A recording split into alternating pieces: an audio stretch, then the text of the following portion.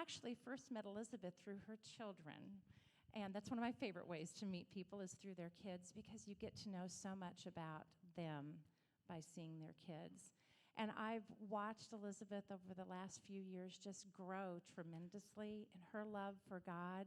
And I'm just so proud of you. I know I've told you this already, but I'm excited for you to hear her story and to hear what God has done in her life. So would you give her a big round of applause?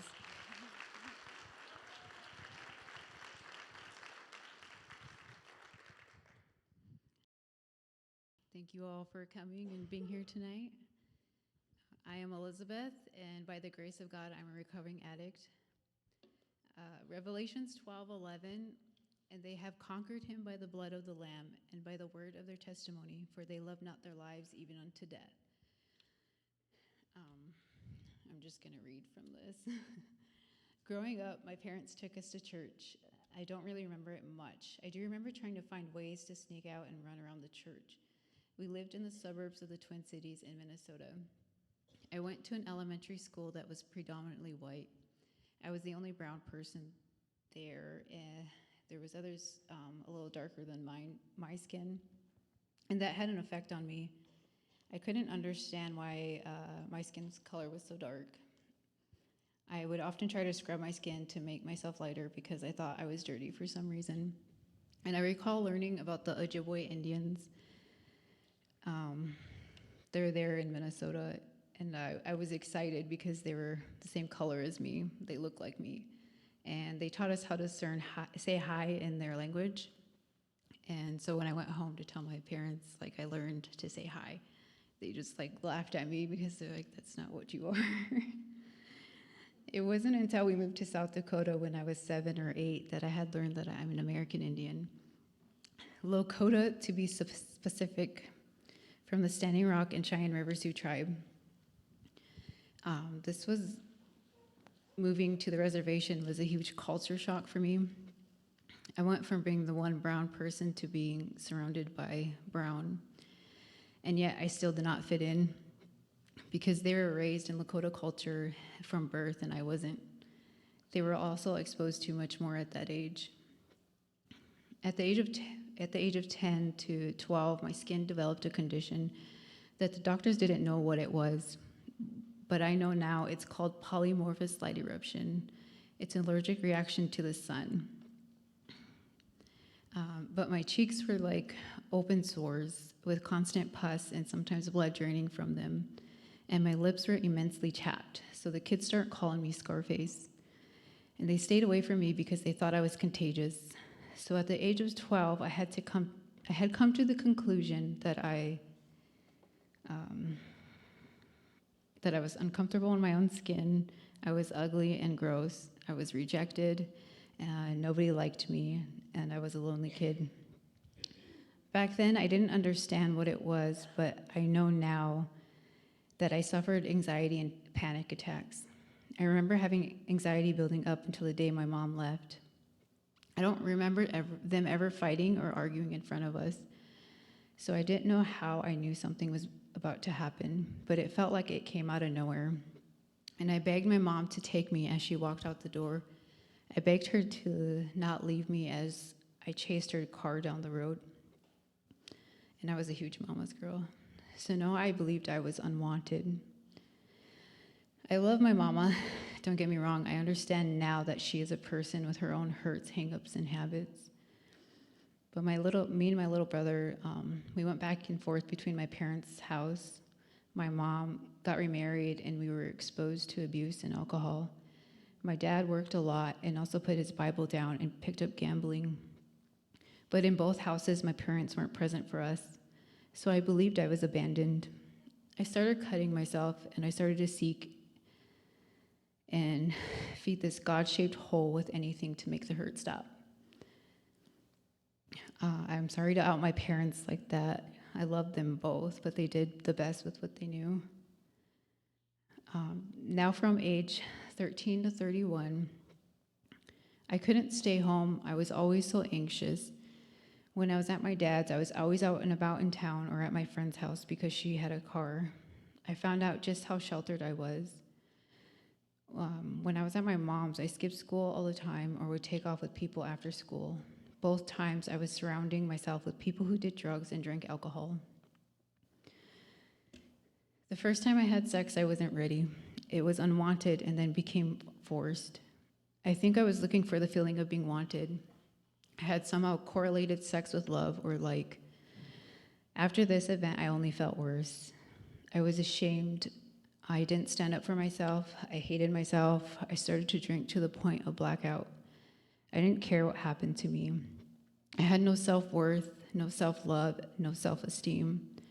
I was suicidal. I even went to jail at 14 for underage drinking. I was released the next day with no consequences. To me, it felt like no one cared. At 15, I met my girl's dad, somebody who actually liked me. We became good friends. When he was sober, he was my best friend. He came from a family that sold drugs. They were alcoholics and practiced violence. The longest he could ever stay sober was 3 to 4 days before disappearing for a week or two. We were in and out of jail. We would run from the cops on foot and in a vehicle. And because of who his family was, our cases got lost. So we were never charged with anything. He would beat me for his friends looking at me or saying hi to me. If I looked at a place for a long time, he would think I'm looking at someone. One time he grabbed my head and slammed it on a dashboard while driving down Main Street.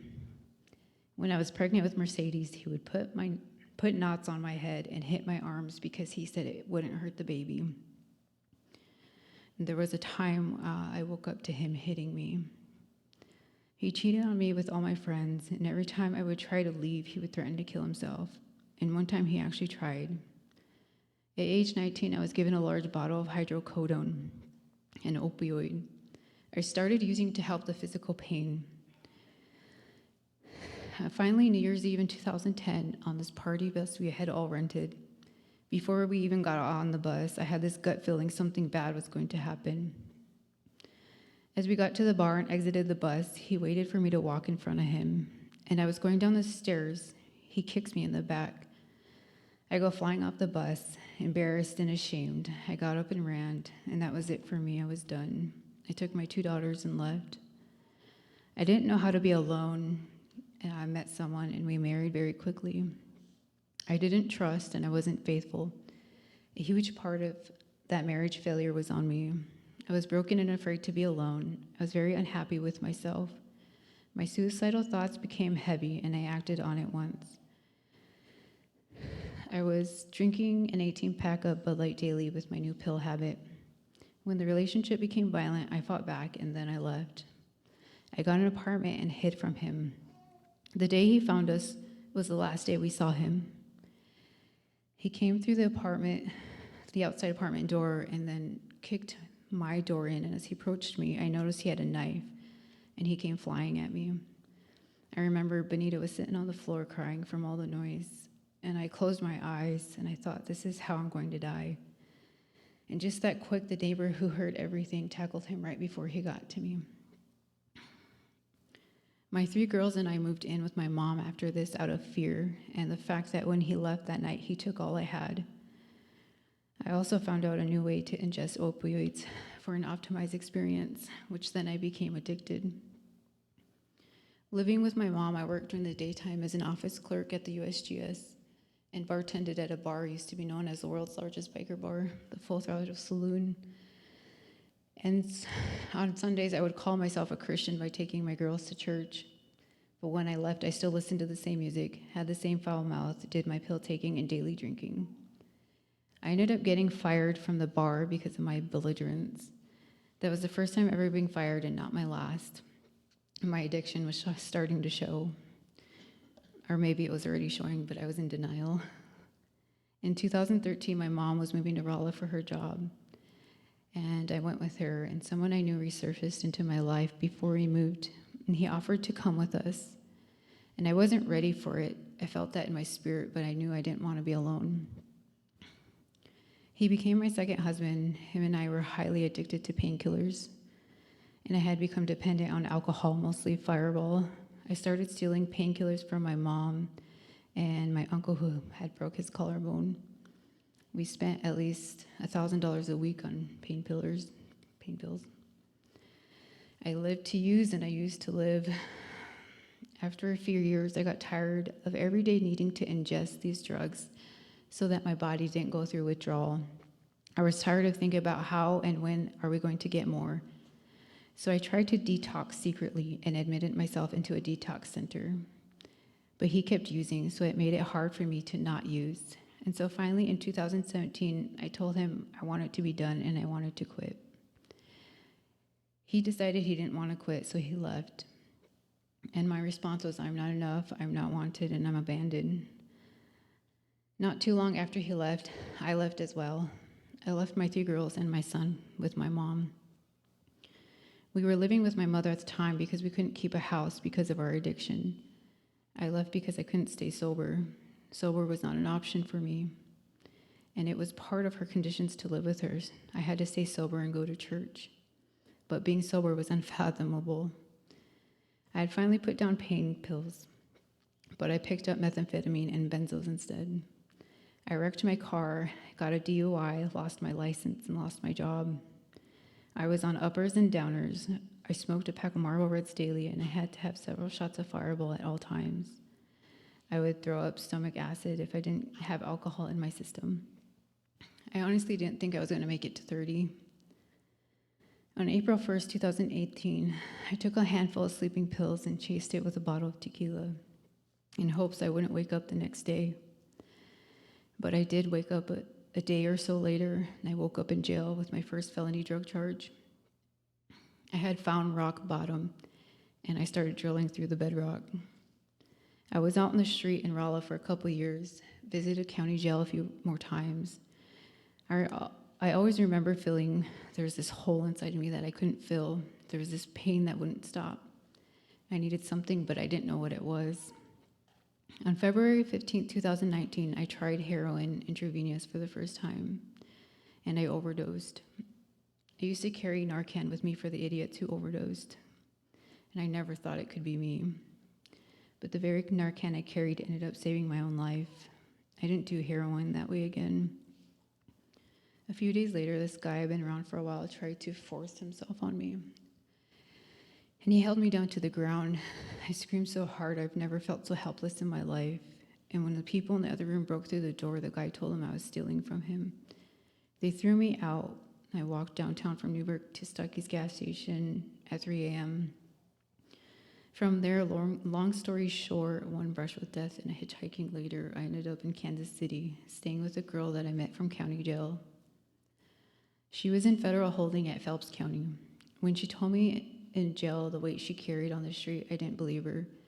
Turns out she moved the largest amount of drugs I've ever seen in my life. She carried a gun on her at all times.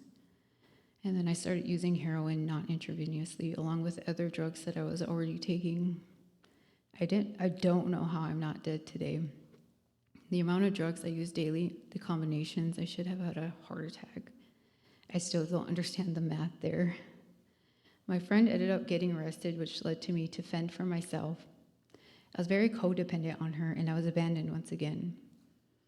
I was miserable and hopeless. I think by this time I gave up trying to die, but the thoughts were still there. I wanted someone to save me, to sober me up and love me. One memory that really sticks out to me about this time was this one 4 a.m. morning. I was trying to use meth, and I couldn't. There was like this invisible barrier, and I couldn't get the apparatus close to my arm. It was the strangest thing, and after a while, I just stopped. It was like, I don't know, it wouldn't pass through. It was weird. And in that moment, my mom, she messages me and asked me if everything was okay and that she was praying for me. So I know that her prayers stopped that from happening. I truly believe that if you know someone in their addiction, like your prayers are powerful to continuously pray and intercede for them. A few weeks later, I got my hands on a gun, a car, money, and drugs, and I decided I was going to go back to Rolla and get my revenge on the guy that made me feel so helpless. Turns out I don't have the heart. Even as someone clearly out of her mind, high and drunk, I couldn't do it. That week was such a blur for me. I know he was back and forth from Casey and Rolla a couple times that week. The gun I had jammed, so before returning to Rolla, for some reason, I knew where to buy a gun, so off we went to buy a gun. Drugs and guns is a bad combination. The deal went south, and it happened all so fast. It wasn't until I was staring down the smoking barrel of a gun that I realized I might actually want to live, but I wasn't going to save myself. 2 days later, on June 22nd, 2019, I was arrested for the last time. And I know without a doubt that God intervened. Had he not, I would be dead. The enemy thought he had me, but Jesus said, "You're mine." And he put me in timeout, sobering me up. I had a huge bond, so I knew I wasn't getting out. I was in jail until September 20th, 2019. That is the day I call my sobriety date. But that day, I was sent to behavioral treatment in prison. And when I got to prison, I decided that I was going to chase God as hard as I chased these drugs. And prison was my clean sheet. I had this bunkie who had a Celebrate Recovery Bible, and she let me read it. The very first verse I memorized was, "Lead me by your truth and teach me, for you are the God who saves me. All day long I put my hope in you." Psalm 25:5. But before I could chase God, I felt I needed to be better, to be good. But it seemed like the more I tried to be good, I ended up messing it up and getting in trouble and going to the hole anyway. I don't recommend going to prison, and I don't recommend going to the hole because it's inhumane. It was there, though, I came across this book called Battlefield of the Mind by Joyce Meyer. And that book planted some seeds in my head. When I got out of the hole, my mom sent me the Bible called the Life Recovery Bible. I started writing scriptures on my arms. And when I wanted to hit someone or cuss someone out, I would journal scriptures on hate and anger. And it really helped. And then I had this realization, I believe that it was God who made this clear to me, that the music I listened to needed to go. I had this tablet in prison that had at least 60 songs on it. And as I took memorizing verses more serious, I erased all the other songs and I just bought one song. And I didn't know any songs then that were Christian, but somebody told me about the song I Can Only Imagine. And so I deleted all the other songs and listened to that song on repeat. And just by doing that, I noticed a huge difference in my life. Proverbs 4:23 says, "Above all else, guard your heart, for everything you do flows from it. What you listen to, what you watch goes in and has to come out somewhere in your actions." I started taking the behavior program more serious because I knew without a doubt I wasn't going to walk this path of jails and institutions again. And I had this counselor, his name is Dustin Sabosi. There were two things he said to me that stuck out with me. One, show me your friends and I'll tell you who you are. And two, give yourself 18 months of sobriety, give your body and brain time to heal. And then you can decide if you want to do drugs again.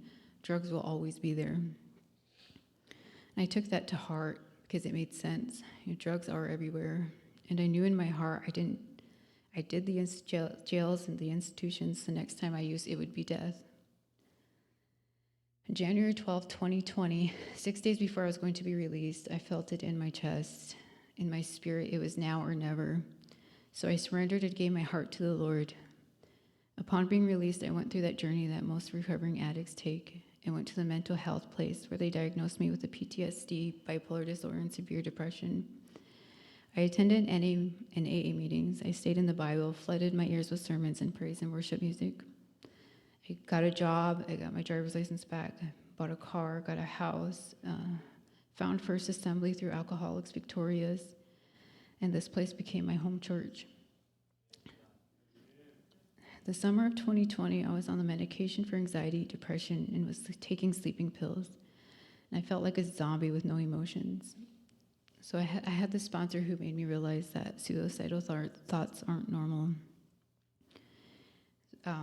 Please don't do this if you're on medication and want to get off. Just wean yourself off the right way if you want to get off. But I asked God to heal me from this depression, from suicidal thoughts, and from hopelessness. I didn't want to rely on medication, and I trusted and believed he could. So I just stopped taking all the medicine at once. And that time was the roughest period of my life, even in addiction. My suicidal thoughts intensified tenfold. My depression took over my life, and I kept praying to be healed, believing that my God is bigger. I kept working and staying plugged in, and a couple weeks later, I had realized I had not had one suicidal thought. I used to think it was the norm to have such thoughts, and in summer of 2020, God healed me of suicidal tendencies, depression, and hopelessness. And that is a huge one for me, going from absolute hopelessness to hope. And he didn't stop there. I was very emotionally immature, and in my mind, when I sobered up, I was still 16.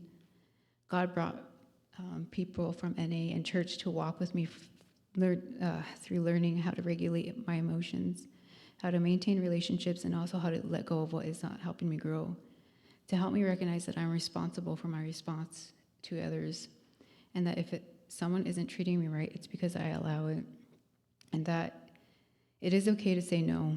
I learned to have boundaries, and my self-worth wasn't dependent on others. Pete Scazzaro has this emotionally healthy personal assessment, and in the spring of 2022, I scored an emotional infant when I took it, and then I took it spring of 2023, and I was an emotional child. In the spring of 2024, I was an emotional adolescent. I am still amazed by that. When I got out of prison, I had to take these parenting classes, and they were teaching us how to regulate, how to teach our kids to regulate their emotions. And it was all the same tools they taught us in prison.